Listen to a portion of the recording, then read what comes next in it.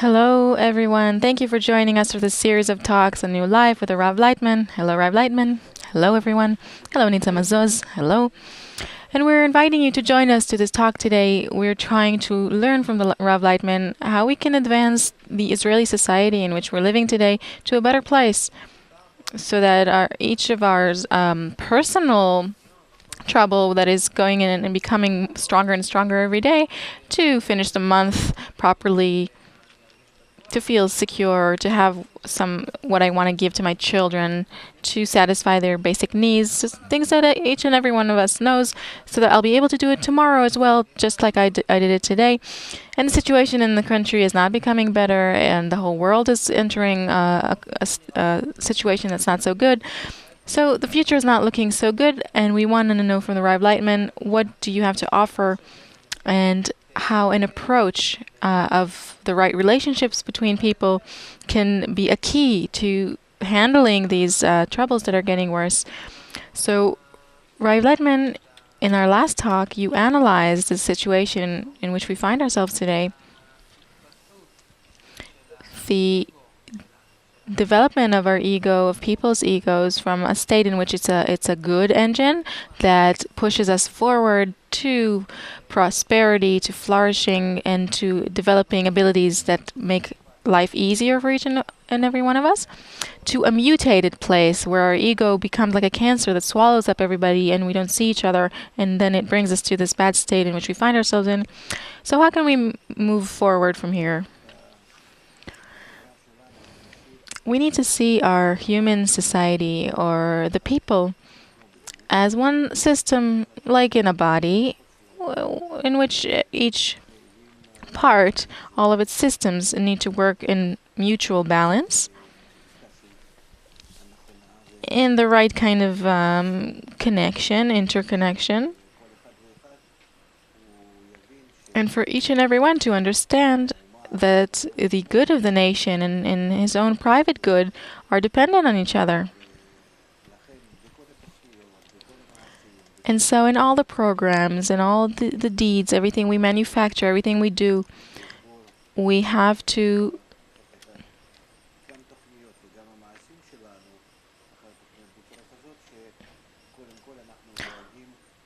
do them in the way that we are taking care of the general public, and within that we take care of each and every individual as an integral part of this public. And truly we see that people, they always want to show themselves as ones who act for the benefit of all.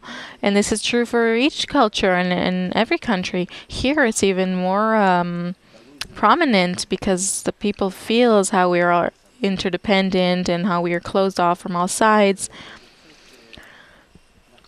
So it turns out that we need to awaken in us this national love, this attitude, this approach of all Israel, our friends, all Israel as one family. This whole attitude that always existed also in the establishment of the nation. And with this advocacy, we need to go out to the public.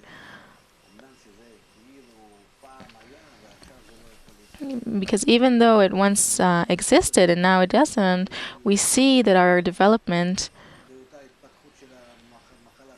is similar. It's like the same development of the illness that's called cancer. It brings us to a place that we do this to ourselves. That this individualistic development, where I do not take everybody's good into consideration, it brings us to destruction, in which each and every one doesn't enjoy things anymore. It is destroyed itself. So those tycoons, those who have so much money and want to enjoy and receive joy at the expense of others, are themselves harmed at the end of the day. So we've reached such a development in all of humanity in general that we see that this crisis is a global crisis, and the entire human society is as one body, which now is feeling this great illness where all of its systems have gone out of balance and are not mutually connected. They are not in mutual relationships, and therefore we can't run this system. We cannot govern it. And what we now need is to develop this method of advocacy, this correct method, and explain why it's good, why it will bring us to balance, why, if we begin to relate this way to ourselves and to others in human society, we will be able to balance ourselves in such a way so that suddenly, though we are not really concerned about prosperity and how our growth will go up a number of percentages, we want to measure percentages of success in social success, in the power of balance of the relationships in society. If that happens, this body will be healthy.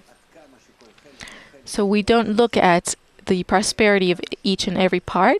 We look at to what extent everybody is working for the sake of the general health, of the general balance, of the correct relationship and correct connection.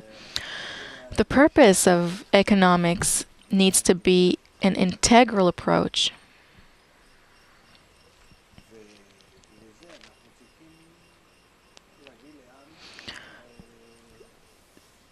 So this is what we need to bring the people an explanation about.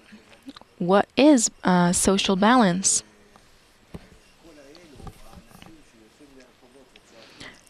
All these people who go out onto the street and cry out, "Where is the justice?" This is actually what they're crying out for. They're not aware how deep this is. They too, because of their distorted ego, do not care about anything. Each one wants what is important to them. The single moms want one thing, and those who are unemployed want another thing. Each and every part of the people wants only to gain at the expense of others and doesn't care. When we look at the division of the national budget, we see that each sector wants to pull to himself as much as they want and without consideration of anybody, even the educational department, the health department, the security department. Each one wants to protect himself. I don't want to give others. I just want to take my part. I don't care about the others. Why? Because there's no general approach that is for the sake of the country, that is for balance, for equality. If we take as a general purpose of everybody, not the private gain,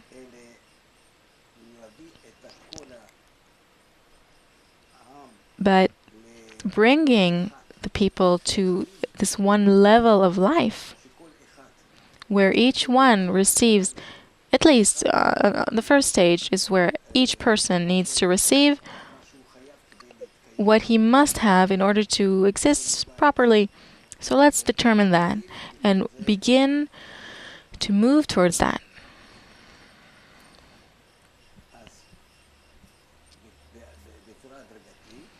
So then gradually we'll begin to balance society.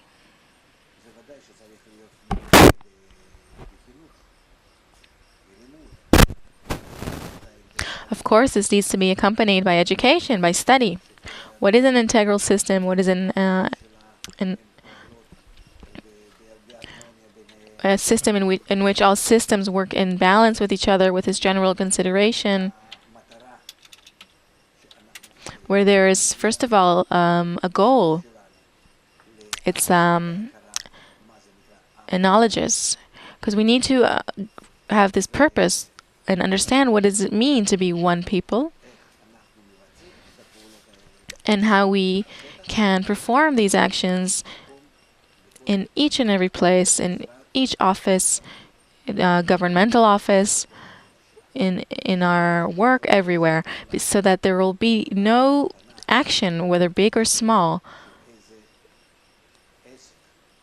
personal or general, personal meaning by any business or general, that doesn't bring some profit to this general connection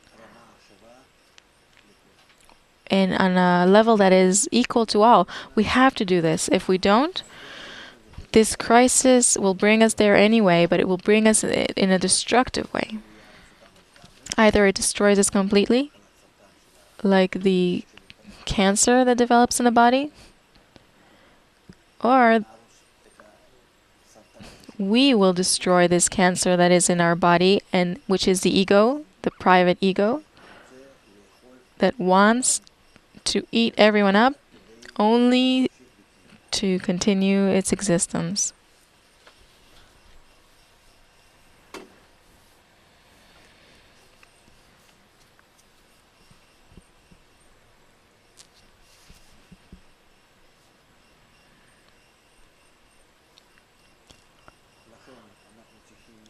Therefore, we need to connect with educators and to begin to make all kinds of actions within schools, which is the easiest, from kindergarten and schools, and to teach the children how to be more connected, how to think of society, and not for each one to be proud of himself, like in all those Hollywood films where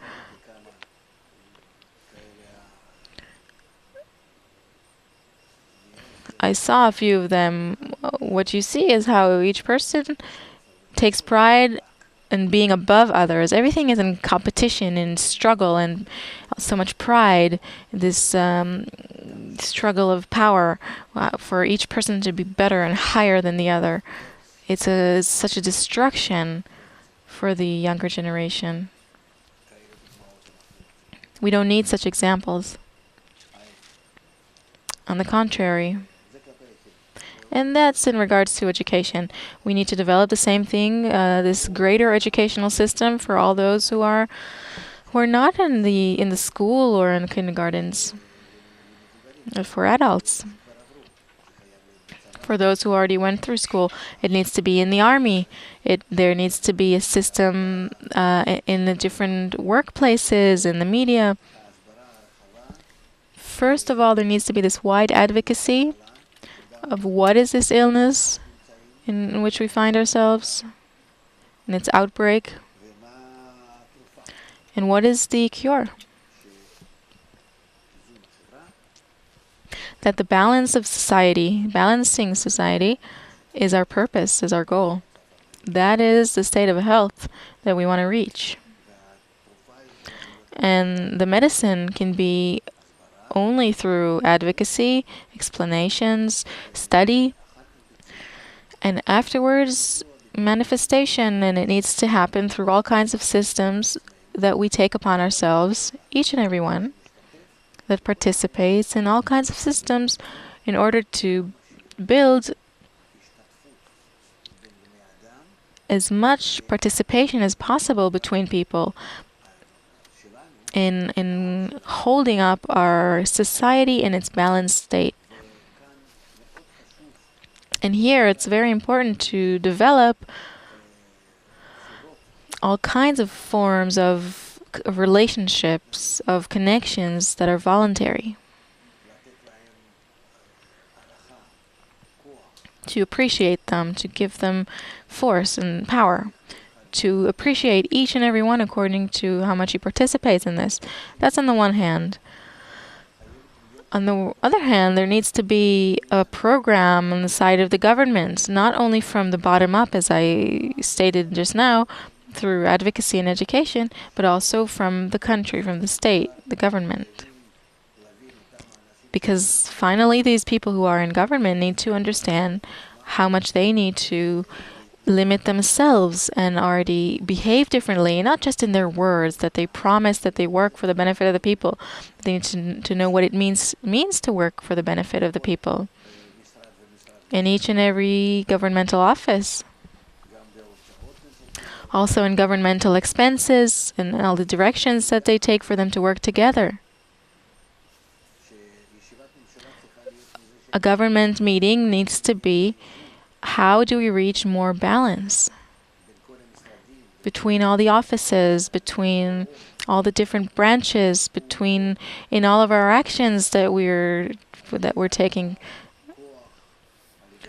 through our force and money and all kinds of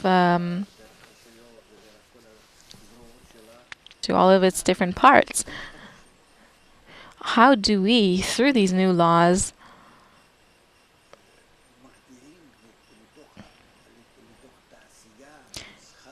instill into industry and trade in all kinds of actions that we take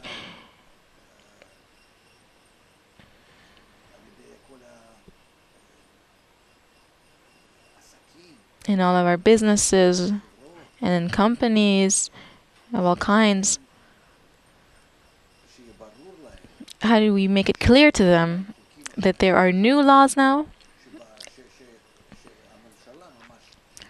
That it's the government that instills them to everything that happens on the ground,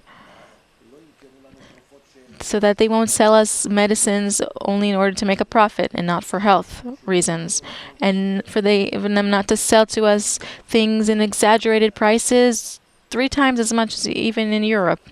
All kinds of necessary products. And for them not to sell us all kinds of things that we don't really need. 50 different types of cottage cheese or things that we can really settle for less. What do we need all these things for? We need to turn to the attention to things that are needed, healthy, necessary for the existence of each and every one.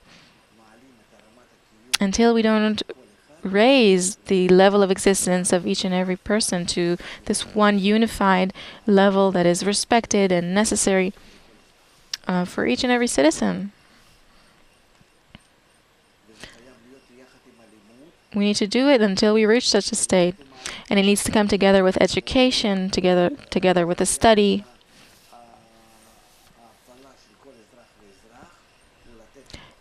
with the participation of each and every citizen. And we need to give power and force and support to building this social balance. We need to activate each and every citizen to do this. And we said that we need to build all kinds of storage houses where people who are lacking all kinds of things will be able to receive these things and to take care of each other mutually. We need to see the entire nation as a family. There's no other way. For all of us to sit around a round table and to talk and discuss what each and every part needs, what each and every one needs. And then we'll see into what percentages we divide our power and our money for the general healing. Just like in a body where you need to balance its systems, you need to take care of all the systems for them to work in harmony with each other. And health is determined by the level of balance.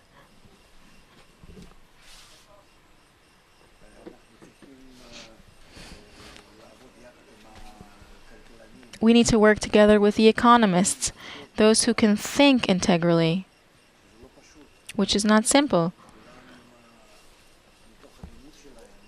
Because all of them, because of the way they studied,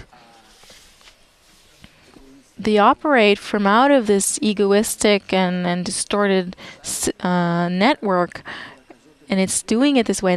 They think only in this way. So we need to bring to them a new way of thinking, a new approach, where we don't have any profits or percentages as our purpose or goal. Our goal is one, to be on one level, even the smallest or the greatest, doesn't matter how much, but firstly, in balance. Of course, we can't reach this in one jump or leap, and of course, we can't get there forcefully like the communists did, and therefore they destroyed all of their industry, and in general, and trade, and all they did was terrorize. We need to do it through advocacy. Here they did it because only a few people had this Marxist theory or idea. Here we're doing it because of the acknowledgement of the illness, because there's no choice, because we are in this development of the destructive ego that has brought us to a dead end.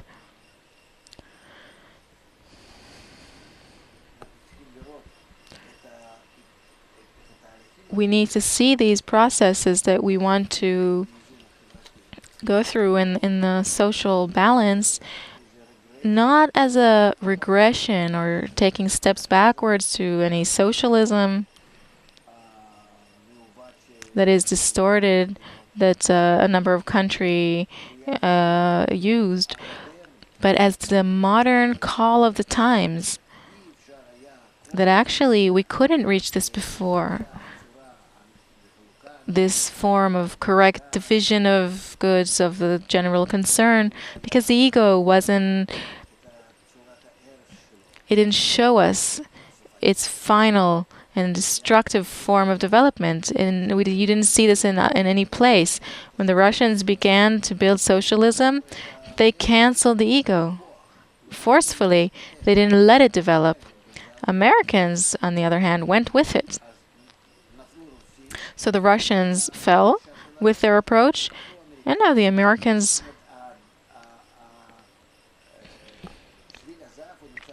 the golden path is in the middle. We need to use our ego correctly so that if it is balanced with society, the private ego and the general desire of society, if they are in balance with each other, then in this harmony, this equality, we reach a healthy life.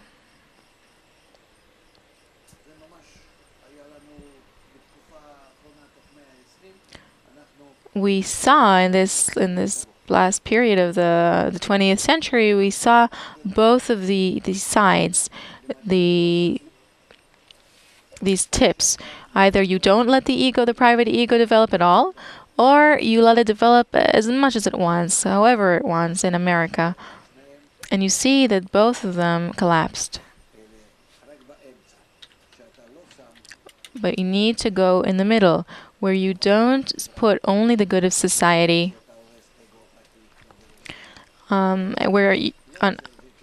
as your focus, where you destroy the private ego, and you don't do it like in America, where you let each and every one grow at the expense of others in society, rather in the middle, so that each of them are equal, both the individual and the general public.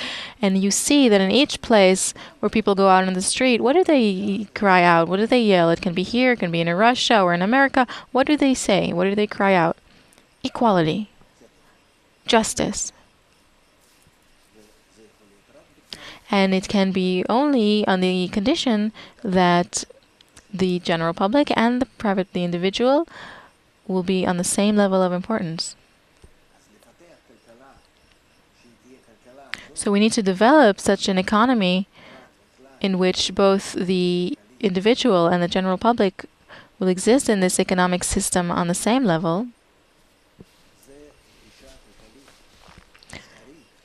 That is a new approach to economy and trade and business. It's in the middle line, in balance. And if we put this point of balance as our goal, as the summation of each and every calculations of what we need to reach, then we can build a foundation here for business, for states, and social foundation that is healthy and new. And it's not because somebody had some idea that they wanted to do this, like in Russia or America. It's because the time demands it. The situation compels us to do so. Otherwise, from all of these movements like Occupy Wall Street, and you will see only general destruction. You need to calm everyone down and bring people to agreement only if he feels that it's for everybody's good and everybody's equal. And nobody can make a greater profit on this than others, because if he does so, then at the end of the day, this boomerang will come back to him through society. As much as he puts this distortion in society, it will come back to him.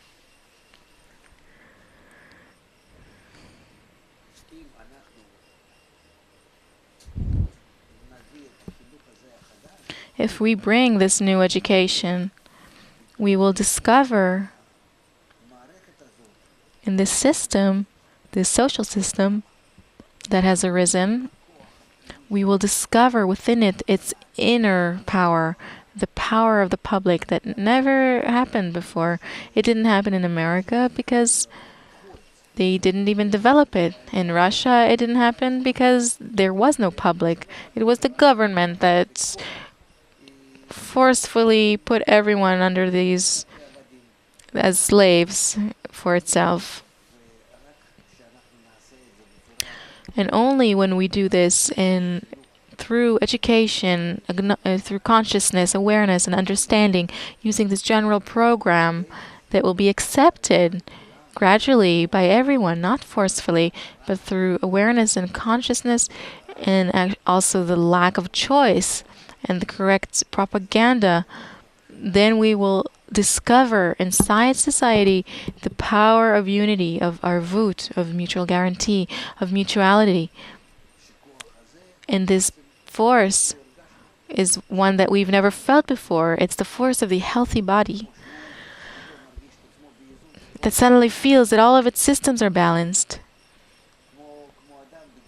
Like a person at the age of 20 that feels himself to be full of strength, full of hope, full of desire and ability.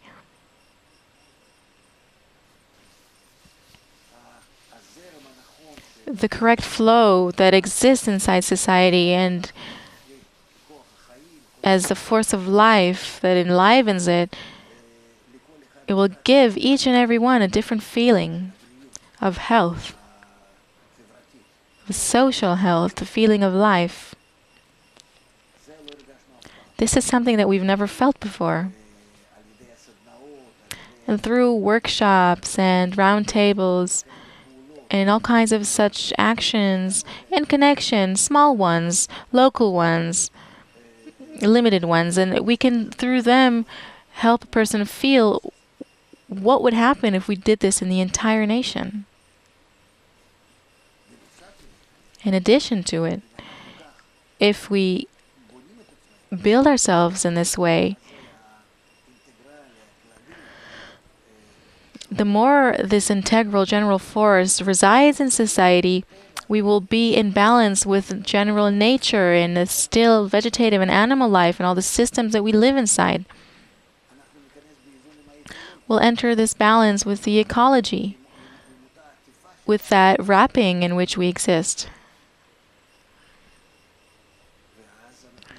And then we'll feel also from there a response that will be positive. And also the climate and nature's responses, they'll be good for us.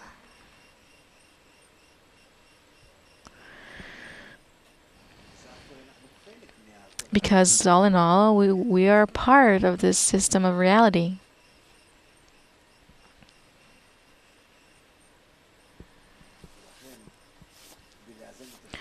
And therefore, by balancing ourselves, we cause this balance of all of the greater reality.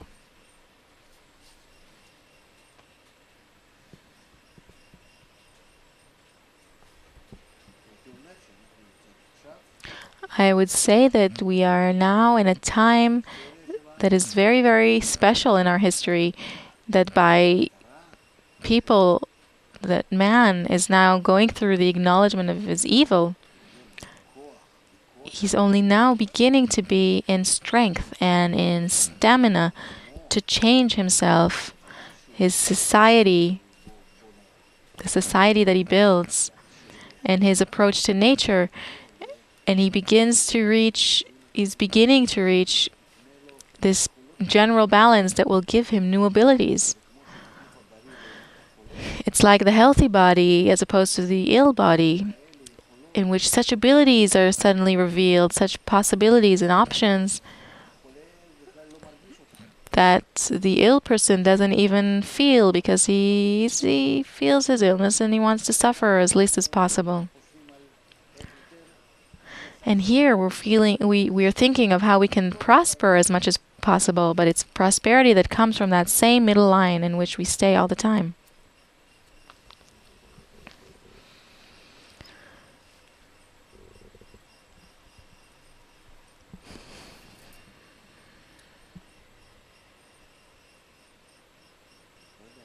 Well, I don't know. I think that the great challenge is to truly begin, like you said, that there are new laws. How do we reach this balance, these integral laws, where a person can't really understand them. Even if he does for a moment, he immediately returns to his habits. But people who go out to the streets in the cities, they demand it. They demand this balance. So we should go with them. You want balance? Okay, we'll show you what this means. We'll show you what justice means, and equality, and just division of goods. Whatever you're writing on your signs, we'll show you. Let's organize it. Let's see it as a general system. Because what will you gain if you receive, even if you each receive an apartment? What will be inside it? Well, with all the services and everything you need, with everything. We need to reach a general balance of all the systems. That's what you want? Okay, that's great. Let's go. Please. So, except for people who are in this habit of using their distorted ego in this intentional way of using it to their own benefit at the expense of others, except for a few of those, we can arrive at this advocacy, this wide advocacy for everyone, and even these people, we can logically explain to them at some point what is truly the call of the times, and to obligate them to participate relatively in all of these things, because otherwise they endanger themselves. This need for balance is clear. This is very true. People understand that they need balance. The challenge that I was talking about is how will they actually discover these laws? Do we need to bring these integral laws? How will they know which laws to use? Because first of all, it's taking care of our basic life. Maybe that's the first stage. Are there any kinds of principles of integral laws that if a person adopts to himself, gradually the society, it's only according to through education that he needs to begin to participate in workshops, round tables, and then he'll begin to receive this general feeling of what it means to be part of society and to think through society. So that his private calculations and that of the greater society will not clash. Because we've reached a state in which nobody can make a gain unless it's from the general plate. So in this case, I know that when I was a student, first of all, they taught me a law, and then they said, come see how this law operates. But here I see it's not the same. It's not like somebody teaches me a law and tells me maybe I need to reach balance and slowly discover this law. Well, yes and no. We need to take the opinion of many scientists who are talking about this, who will explain this to us through all different kinds of forms in nature. Because all in all, nature is always keeping its balance, like between the wolves and the rabbits, or each and everything. Balance is nature is always drawn towards balance in all its parts. You'll have less of those, and you'll have more of those, and so on. It's always in balance. But man, when he enters these systems, and each and every field, he breaks his balance. He does whatever he wants. He doesn't understand what he's causing himself in this general lack of balance, and then it returns to him, comes back to him. So we can take all kinds of scientists to talk about it and give examples of how it exists in all kinds of systems. We can bring the public opinion, sociologists, political scientists, those who treat society. And so the small person doesn't really see it in front of himself, but through these forms of advocacy and explanation, we can bring him to it. But it's better to bring him there through emotional experience. And this is why I'm saying that we need to bring him there through games, what we call workshops, all kinds of such activities through which he'll feel that this is the way it is and this is the way it works. And then we won't need to get to him through the mind, because that's very hard. This is what works for a person. He'll feel that this is better. And even if in our neighborhood or in our town, if we'll create such systems, we'll see that I gain in the cleaning services that, let's say that we take care of it ourselves, but we'll pay less to the city council. If we build a common building for all our kids to have after-school activities there, and do this voluntarily, and then each person will give of himself whatever he can to this, then everybody gains. Everybody's level of life goes up, and our children receive good attention and treatment. These things that are close to him, you don't show him balance all over the world and all the reality. That's a philosophical approach. You need to use a very small private approach where you do something and immediately see a result. That's what we need. And everything is better if you do it emotionally, and then you don't need proof. I feel good. That's it. Okay, so then we have workshops that transfer an emotional feeling, and this is something I like a lot. I relate to. It's also something that I do on the day-to-day in my daily life.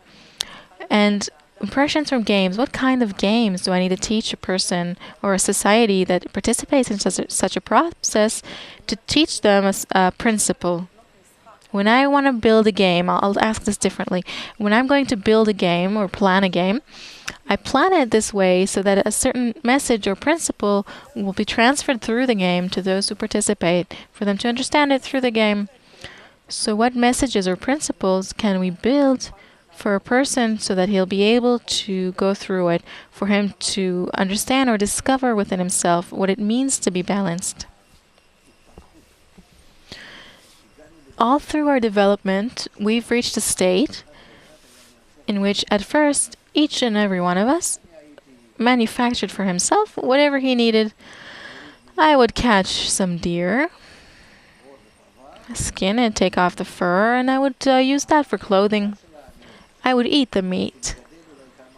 I'd maybe grow something on my land and maybe build a house. I do everything myself. Afterwards, we reached the state of development where we said, what for? Let's divide this work between us. One person will bring the leather, another the meat, another the vegetables, and so on and so forth. We reached a stage in which we develop machines, and then each and every one acquired skills on how to use these machines, and then we had people who became artists, who became professionals, and one person was a tailor and the other was a shoemaker. And so society began to work in an integral fashion.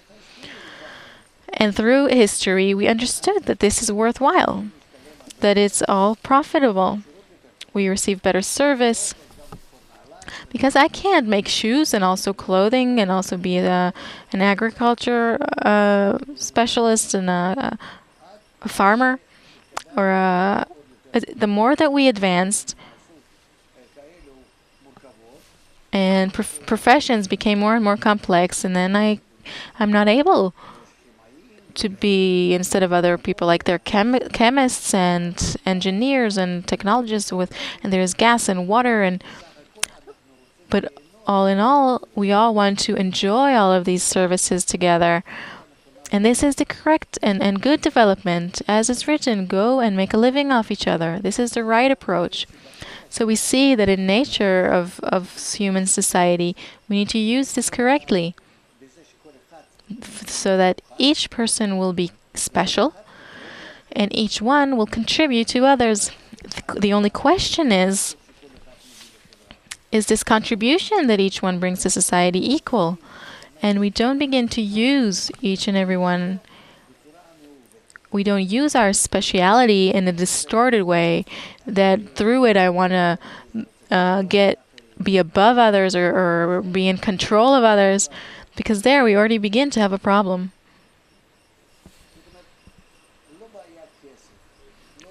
It's not a problem with money or with the speciality of each and every one. It's not a problem with our ego. It's the problem of keeping our mutuality. So in our history, we've gone through all kinds of blows. We learned on ourselves, by ourselves, that actually, subconsciously, we always understood that mutuality is good and that balance is good. But it's our ego, our nature, that would always somehow push us to use others. And by that, we don't blame anyone. This is nature. It's our nature.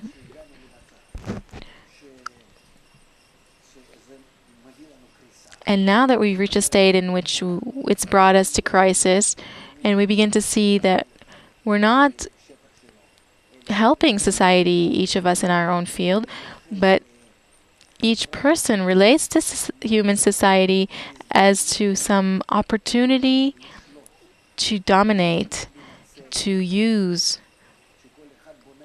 And each one builds himself upon the destruction of the other. And it's not that he contributes and receives services from others. And so here the approach itself has become destructive, in which each one wants to pull to himself, not to work and trade in reciprocity like before. I give you shoes and you give me clothes and so on. And therefore, through education, we need to neutralize this approach. Otherwise, we're destroyed. And the example is what we see now. We've developed such big financial bubbles where everything's such a big lie, and each one presents himself as great and rich when really he has nothing. He has only numbers. They're playing around with numbers. So we see that we reached a state where a person who contributes, where nobody really wants to contribute. Each one wants to use society. And that's where the crisis came from. And that is why it destroys. And that is what it destroys. So now either we ourselves cut off this bubble and stay in this normal balance between us gradually in understanding and awareness, or we, just like now, that we don't know what to do because we're holding on to these bubbles so strongly into this destructive approach to each other until this illness will develop to such an extent that it will destroy us. What do I mean by destroying? That we won't be able to be in even the minimal mutual relations, that we won't even be able to supply our most basic needs. We won't have the regular relationships, but simply there will come a time that we won't be able to be in any kind of relationship, because this destructive relationships will cut off our connection to everyone. And it will come to such a breakdown, such a collapse in each system, in every bank, in every system of trade, of industry, in everything that connects us. So in order that we don't reach such a state, for us not to reach that, we have in all of our systems, in all of our businesses, in all our social systems, in the economy, in trade, in industry, all of them, we have to bring them slowly and gradually, and to take out these bubbles. The bubble is not that people lie to each other. The bubble is ideological, where each and every one wants to use the other at any price, and the worse off the other person is, the more successful one feels himself. That's the bubble. This is the exaggerated ego. If the ego pushes me to develop and contribute to society, this is the good ego, it's positive. But if it works on the opposite, how do I use society for myself, that's the bad ego. It all depends how we work and balance our attitude or approach to society in the middle line. It's as if you redefined what success is in our new life. Because you said that today we define success like this bubble, that each person uses the other, and the people who do this the best are considered successful. But when people are now reaching such a precipice that is unknown, where we can't run anything, where we are standing before things, we're as if we're small animals that are brought to their death. So in this way, I think we can begin to explain to them what is actually happening.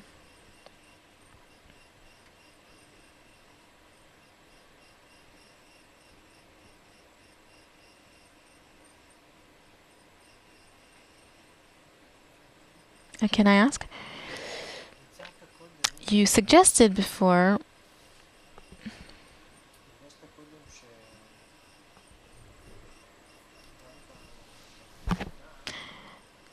you emphasized that also in the government there needs to be a change in the matter of governance. You said that this building of this balance needs to happen on all levels, and from the top level, that the work of the government needs to be to help all of the different offices reach balance, greater balance. So I'd like to give you a certain challenge.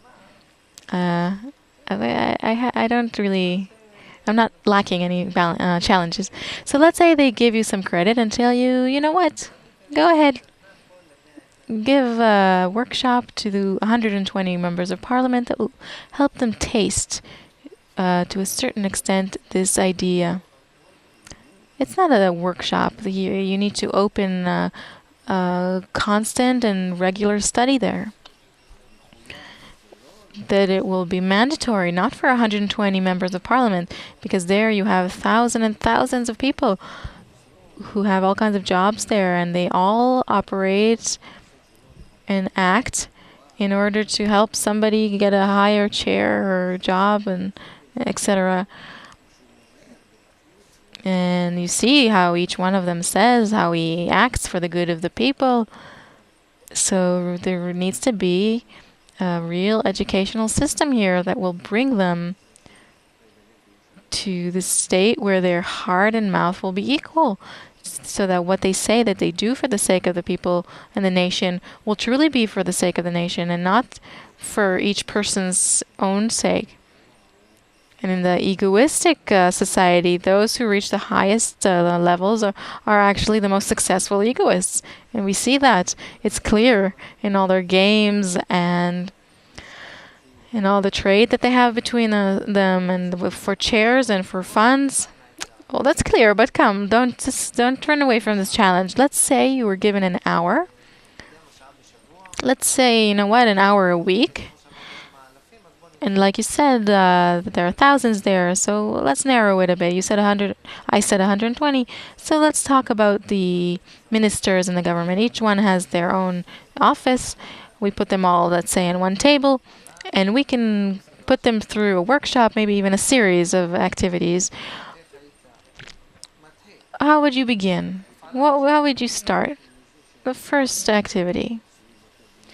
I would start by bringing them and putting around this table where we are sitting 1 million people to stand and wait for them to begin to receive the right decision, at least for these million peoples, for them to begin to feel fear from this, just like that Gaddafi who was murdered in the middle of the street, for them to feel it in such a real way on their skin, then maybe we'll be able to talk to them. I don't think that any less than that. I don't think that you can approach them in conditions that are any less than that. I simply understand the person who is in such a place and an office.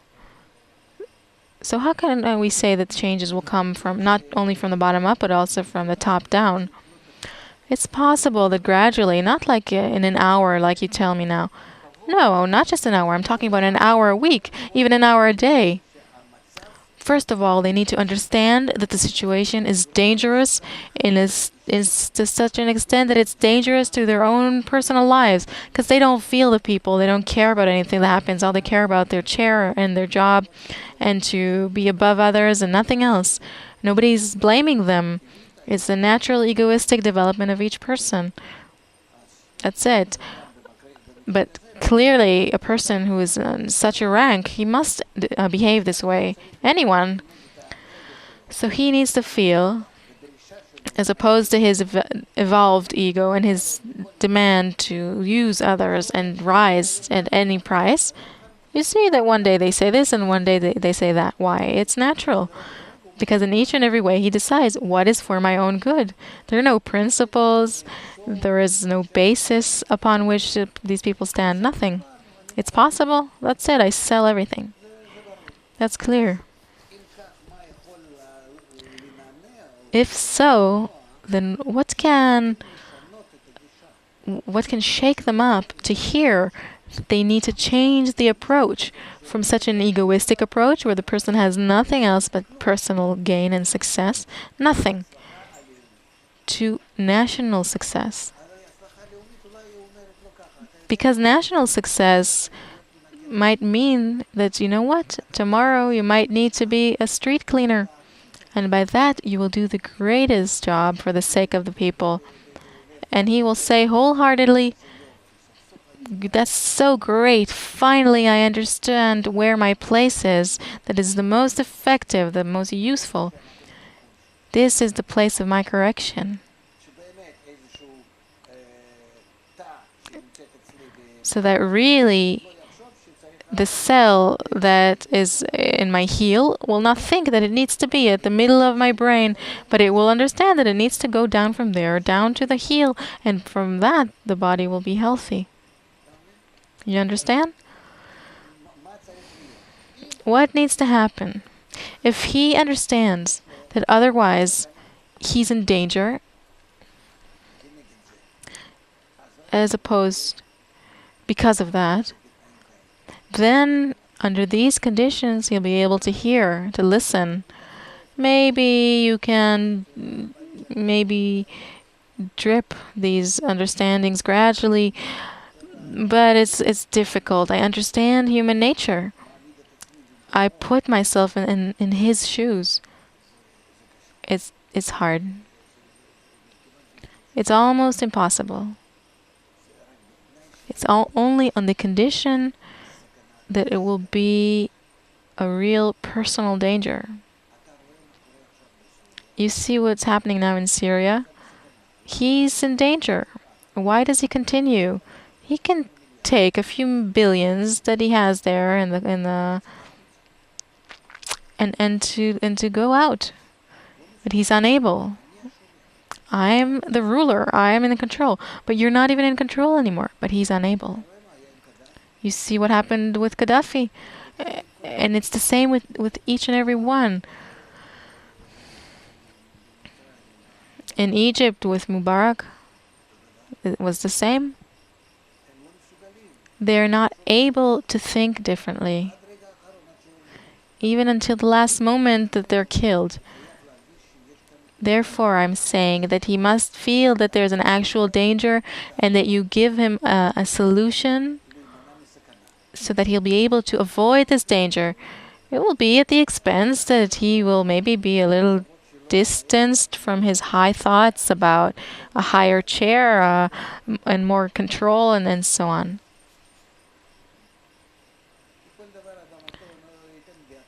Because a person will give anything for his life. If there's no life, then I don't care. There are those who say no, even if I have no life, maybe later people will know that there was such a prime minister, even if they kill me. A fakir for an hour. To avoid danger is a motivation that certainly exists. What is the danger? Is that in the next government I won't sit there. This is a very personal danger. Right, so each time he goes and sells himself off, no matter which government it is. That's right, it's possible, but not for everyone. And still, I'd like to say something like this. Do we have a tool so that even if we aren't able to reach a state in which 1 million people are circling the building, not from this place of pressure, but a place of wisdom? I mean, what do I mean by wisdom? These people have an evolved ego, like you said. They understand that tomorrow they might not be in this respected place they are today. So we'll say to them, if the government grasps this idea of the middle line in the governance of the society, under their governance, yes, the balance between the different branches of the government, you tell them this. I have a recipe for success. It's called maximum balance. Let's sit together, all of the minister of the government with the prime minister together, and begin to search what is this balance. Now, if you are correct, and this is a useful thing and profitable thing that will bring to success, and then we'll get better results in society, then I'll have a mandate for tomorrow as well. And already I have motivation. So let's say from this rationale, I understand you and I give you credit to put them through a certain process, a guide to balance. And this guide has an hour to give them a workshop. What is the first activity? Part of it needs to be explanatory. What is balance? What does it mean? What is the illness, as we spoke of before in the last talk and now? And part of it is a workshop. What's in the workshop? In the workshop? Well, what is the illness? What is cancer? What is balance? What are its signs? What do people on the street want? What do they demand as in comparison to what we can give them? How can we succeed through adding budgets? What are we going to print more money? How can we succeed without endangering the public financial resources? Create balance for the public according to what it's demanding for social justice and just division of the goods. How can we do this? We can do this by developing social connections in the people, in the nation, so that people will help each other themselves in a way that each person will participate heartfully, wholeheartedly. And these systems and mechanisms of mutual help, voluntary help, will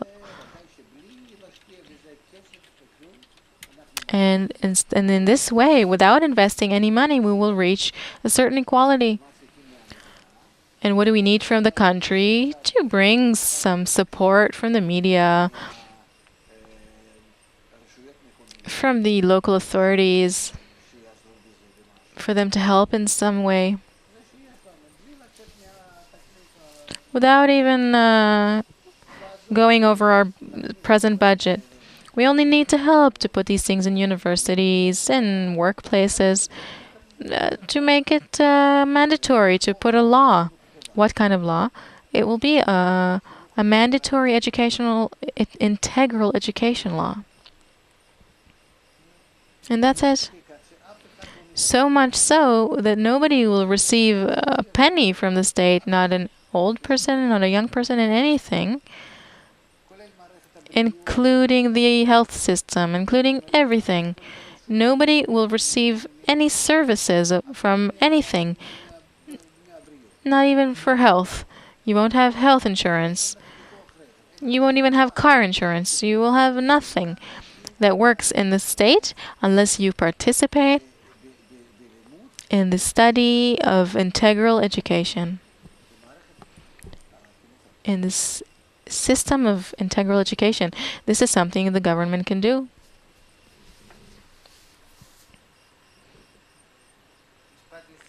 Do you have a sentence to summarize the end of our show? I think we will send you to these 120 members of parliament that will be more successful. Thank you very much, Rob Laitman. Thank you, Nitsa. Thank you, our viewers, for being with us. We'll continue in the next talks come. It will be interesting. Until then, all the best, and we should be balanced.